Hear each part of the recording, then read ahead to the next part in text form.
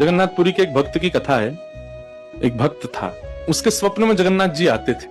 वो इतना रोता था मंदिर के बाहर खड़े होकर के।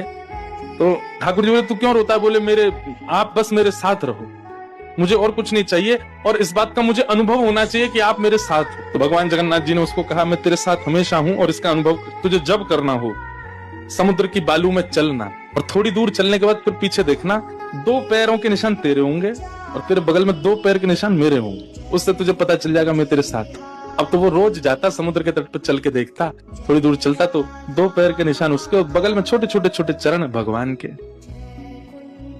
इतना प्रसन्न रहता था। लेकिन ये उसके घर में कोई घटना घटी, माता जी का देहावसन हो गया, बहुत कष्ट में आ गया, इतना पीड़ा में आ गया, रोने लगा, बिलखने लगा अपनी माँ के जाने के भाव से। तुरंत दौड़ करके गया, बोले, मैं मन को शांत करने का एक ही तरीका पता चले जगन्नाथ जी मेरे साथ। अत्यंत पीड़ा में था। जैसे ही समुद्र के तट पर चल रहा था, रो रहा था बहुत तेज तेज। पीछे मुड़ करके उसने देखा तो 2 ही पैरों के चिन्ह थे। जगन्नाथ मंदिर के बाहर जाकर बोला, मैं समझ गया, मेरी माँ का देहावसन इसलिए हुआ क्योंकि आप मुझे छोड़ के चले गए हो। अब आप मेरे साथ में नहीं हो। आपने कुछ दिन मेरा संग किया, उसके बाद मुझे अकेला छोड़ दिया। नाथ, आप ऐसा कैसे कर सकते? मुझसे क्या अपराध हुआ? रोने लगा, बिलखने लगा। जगन्नाथ जी रात्रि में फिर स्वप्न में आए। क्यों रो रहा था? बोले, नाथ, आप मेरे साथ थे हमेशा, और आज आप मेरे साथ नहीं थे। मैंने जाके देखा 2 ही चरण चिन्ह थे, और आज ही मेरी माँ का भगवत धाम गमन हो गया। इसका मतलब आपने मुझे त्याग दिया ना? मुझसे कोई अपराध हुआ है? भगवान बोले, नहीं।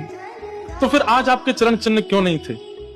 भगवान बोले, कल तक मेरे चरण चिन्ह थे क्योंकि तू भी चल रहा था और मैं भी चल रहा था, परंतु आज तू पीड़ा में आ गया तो तुझे गोद में लेके मैं ही चल रहा था। वो मेरे चरण चिन्ह, तेरे नहीं, वो मैं ही हूं।